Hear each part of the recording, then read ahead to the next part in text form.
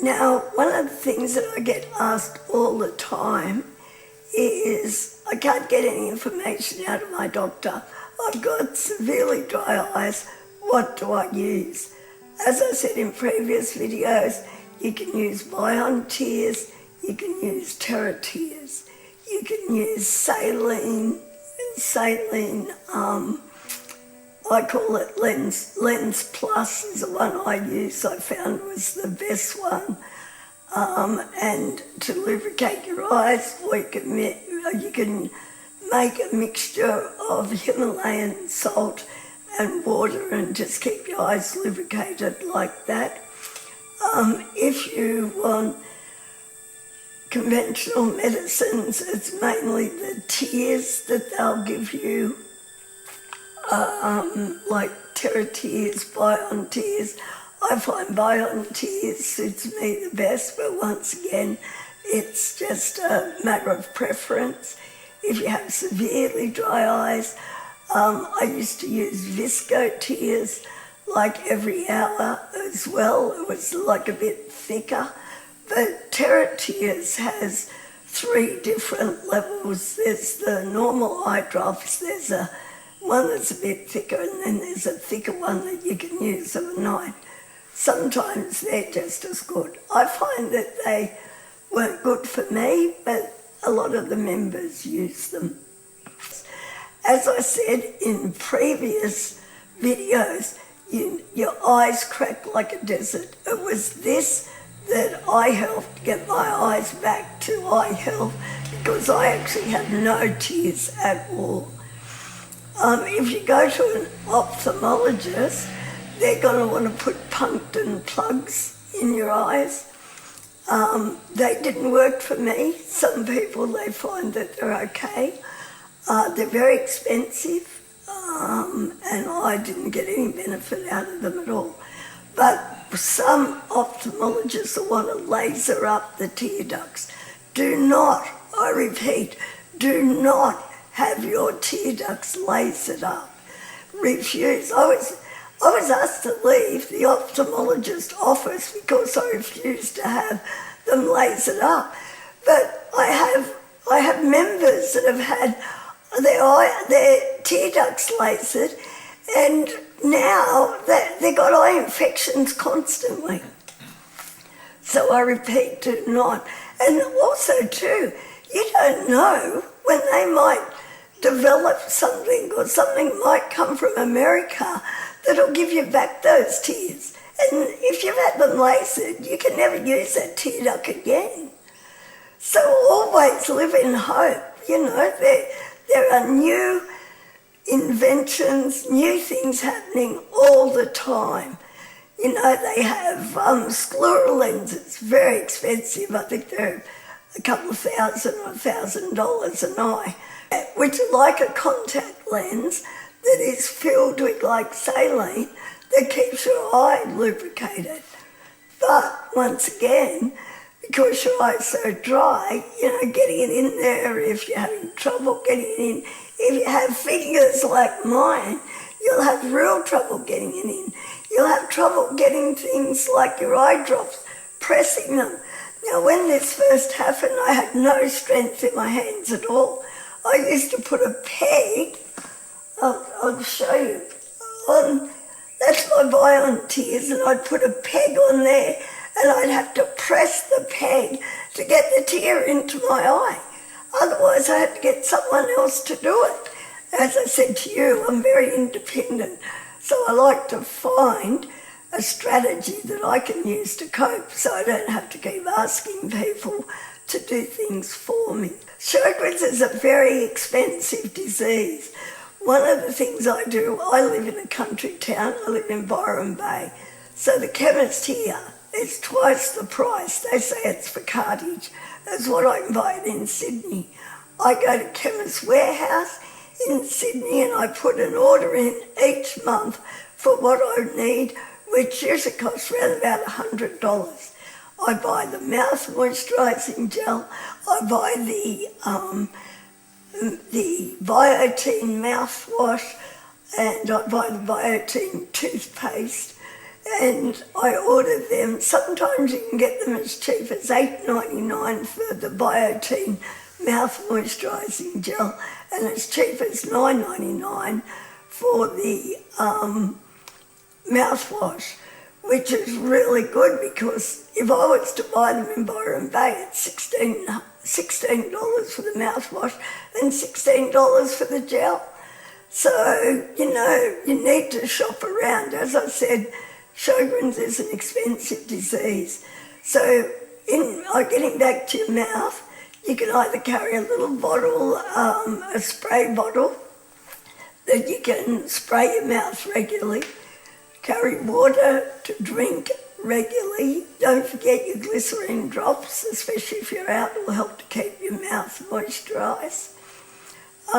The Biotine mouth moisturising gel is very good.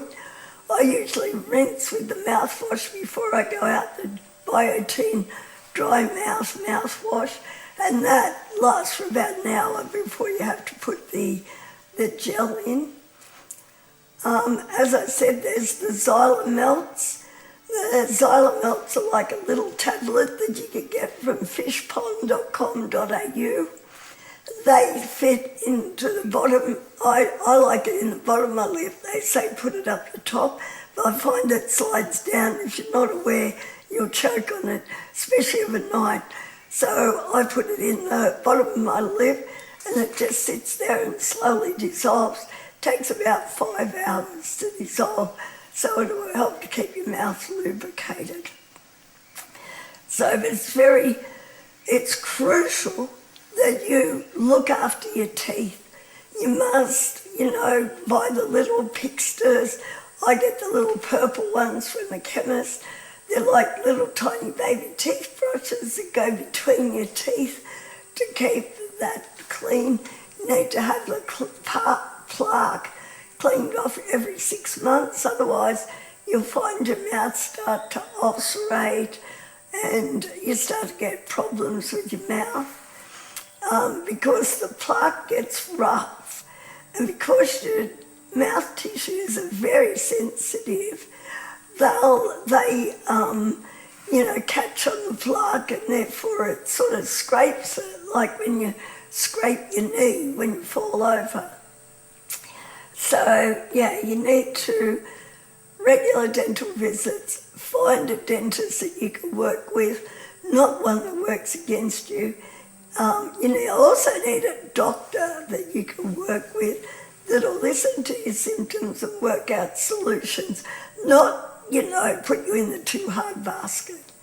I find the integrative medicine doctor that I went to helped me more than what a normal doctor did. So I'll tell you all about that in the next module. Also, in this section, I wanted to cover, be very careful when you have to go in for an operation or anything. As I said before, I've got no saliva, so if I have to go in, I have to be put under anaesthetic for any reason at all. My daughter has to come in with me. She has to be there with an eyedropper and drop water into the back of my throat, especially while you're coming out of the anaesthetic and you can't drink, especially when you're going under the anaesthetic. It's very hard because you can choke. You must make the anaesthetist aware and the doctor aware that you can choke under the anaesthetic, that you need to be lubricated. Like even with my dentist, he knows that I get really dry, so he can tell when I start going, he knows that I need the spray of water in the back of my throat so I don't start choking. Your doctor needs to know that as well. Be very careful with operations. I had a foot operation. Sjögren's affects the capillaries. The capillaries are needed. I had a 4-foot reconstruction because I had claw toes. what happened was the capillaries, they checked the veins were fine, but it's the capillaries you need to heal the toes after they've been operated on. The capillaries were no good, and I lost all my toes. So once again, you have to make the doctors aware that operations, if it's affecting your capillaries, if there's anything in that operation that has anything to do with capillaries and healing, you need to make them aware that, there will be a problem. So I don't want to scare you, but I just want you to be aware and make the doctors aware, because I don't want people to lose their toes, their fingers, or anything else that they might be having operated on because the capillaries are affected. Especially if you decide you're going to have a hand operation and you suffer from Raynaud's. Raynaud's is the first sign when your fingers turn blue or when they turn white or pink and it looks like the blood's drained out of them. That is your capillaries affected. They've constricted. There's capillaries in your brain. Now I take noni juice because that works on the capillaries in your brain. You can have vasculitis of the brain, which is lethal. So you need to keep these capillaries healthy. Always look for supplements that will help with the capillaries or whatever, because whatever the doctor's going to give you will make it worse. Conventional medicines mask what you've got wrong with you and affect other parts of your body. So please be careful on what you take. Do not take methotrexate. Methotrexate is chemotherapy by mouth. Your immune system is already confused and affected. The last thing you want is your immune system to be suppressed. You may as well live in a bubble, because if you go anywhere, if you've got grandchildren, they come over with a cold or flu, you've got it straight away. Be very careful. As I said before, you have to be mindful now of every situation, of every single day that you put yourself in, and only care for yourself. So if you don't look after you, nobody else will.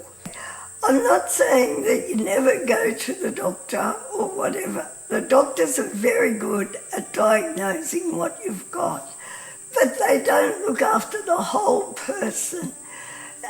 When you have a disease, it's body, mind and spirit that has to be looked after. Now, your thought patterns, especially you look at cancer, it's the thought patterns that usually create cancer. Envy, anger, all of those sorts of things.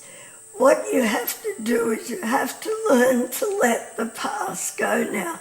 And if you want to look back, you'll find that when Sjögren's was first diagnosed, you would have had some sort of trauma, accident, or something in your life, or, as I said, a major cold or flu or something like that started all this going.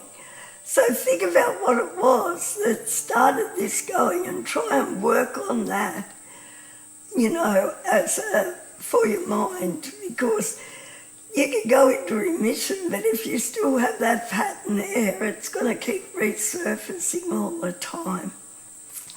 As I said before, the doctors are good at diagnosing what you've got wrong with you, but then they want to give you a tablet for it. And an integrative medicine doctor, he'll look at your genealogy and a whole lot of other things which I'll cover in the next module. And they look at the whole person, not just the disease and the symptomatic problem of the disease and masking those symptoms. They look at the cure, if there is one, or maintaining the body in balance while you do have disease. because most diseases are accentuated from a body being out of balance. It's called homeostasis. And if your homeostasis, or I call it the thermostat of the body, if your thermostat is not working properly, then you'll feel extreme cold, you'll feel extreme heat, everything is in extreme. You'll feel extreme pain. Now, I know we live in Australia is the land of extremes, but we don't need to live in harmony with that. We need to get that body in balance, which is what I'll cover in the next module, which is an integrative medicine doctor.